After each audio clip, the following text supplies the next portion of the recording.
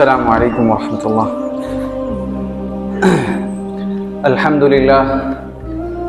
للہ رب العالمین والصلاة والسلام على سید المرسلین وعلى آلہ وصحبہ اجمعین، اما بعد۔ صدر ذی وقار، حکم حضرات اور سامعین بزم، ایسے وقت میں جبکہ تشکیک و الحاد کے لیے مختلف انداز میں راہیں ہموار کی جا رہی ہوں اور گھر واپسی کے نام سے ارتداد کی دعوت دی جا رہی ہو اور شرک و بت پرستی کے لیے دلوں سے نفرت کو نکالنے کی کوشش کی جا رہی ہو، اس بات کی شدید ضرورت ہے کہ حضرت ابراہیم علیہ السلام کے تذکروں کو عام کیا جائے اور ان کی ایمانی داستانوں کو برسر محفل بیان کیا جائے، کیونکہ پیر ہے آدم، جمع ہے لات و منات۔ لہٰذا موضوع خطابت یہ شعر ہے: آج بھی ہو جو براہیم سئیمہ پیدا، آگ کر سکتی ہے انداز گلستاں پیدا۔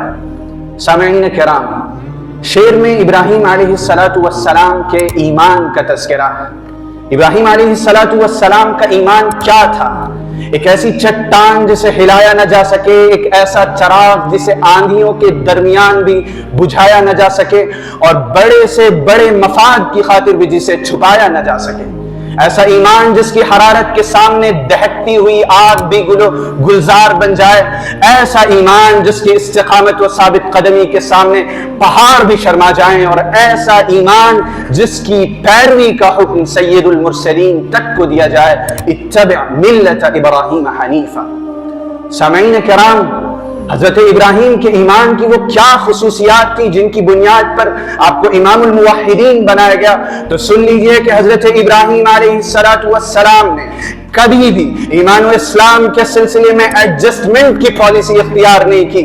جان داؤں پر لگا دی، جذبات ایمان سے ٹکرائے، جذبات کی قربانی دے دی، ہجر و فراق کے ستم سہنے پڑے، سہ لیے۔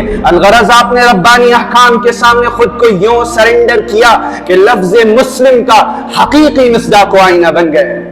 سامعین کرام، ظالم و سرکش نمرود کا دربار سجا ہوا ہے۔ امام الموحدین سے شرک کا مطالبہ کیا جاتا ہے، غیر اللہ کے سامنے جبی کو خم کر دینے کی فرمائش ہوتی ہے، مگر براہیمی ایمان یہاں اپنا معجزہ دکھاتا ہے۔ کلمت حق عند سلطان جائر کی بہترین مثال رقم ہوتی ہے۔ حضرت ابراہیم شاہی حکم کو ماننے کے بجائے ایسے بے باکانہ سوالات کھڑے کرتے ہیں کہ قرآنی الفاظ میں فَبُهِتَ الَّذِي كَفَرَ کہ کفر و شرک کا منہ کھلا رہ جاتا ہے۔ آج کے مصلحت بھی اصحاب و حکام ہوتے تو مصلحت کے نئے نکتے تراش کر خاموشی کو ترجیح دیتے، مگر وہ براہیمی ایمان تھا، بھڑکا اور گرجا اور مانند آخر من شرک پر برسا۔ پھر کیا تھا؟ نمرود کے احساس شکست نے وہ آگ بھڑکائی کہ جس کی لپٹیں آسمانوں سے باتیں کر رہی تھی۔ ہلاکت کے سارے اسباب تھے، ظالموں کے چہرے شاداب تھے، مگر براہیمی ایمان اپنا کام کر چکا تھا۔ آگ جلی، مگر ابراہیم علیہ السلام کے لیے نہیں، نمرود کے عزائم کو خاک کرنے کے لیے۔ سامعین کرام، یہ ہے وہ قصہ جو آج بھی اہل ایمان کے لیے تسکین کا سامان ہے، جھکتے ہوئے بازوؤں کے لیے نئی جان ہے۔ خدا اپنے قوانین بدلا نہیں کرتا، خدائی اصول و معیار تبدیلی کا شکار نہیں ہوا کرتے۔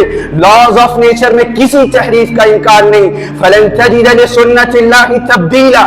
اللہ کی نصرت ذات نہیں، صفات دیکھتی ہے، حسب و نسب نہیں، کمالات دیکھتی ہے۔ لہذا جو لوگ کہتے ہیں آج حالات خراب ہیں، ماحول نازک ہے، ایسی نصرت کا آنا محال ہے، خدا کی قسم جھوٹ بولتے ہیں۔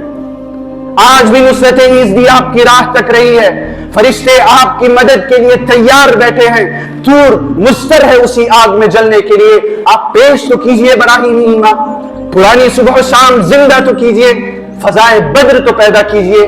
فضائے بدر پیدا کر فرشتے تیری نصرت کو، فضائے بدر پیدا کر فرشتے تیری نصرت کو اتر سکتے ہیں گردوں سے قطار اندر قطار اب بھی، مگر سبب کیا ہے؟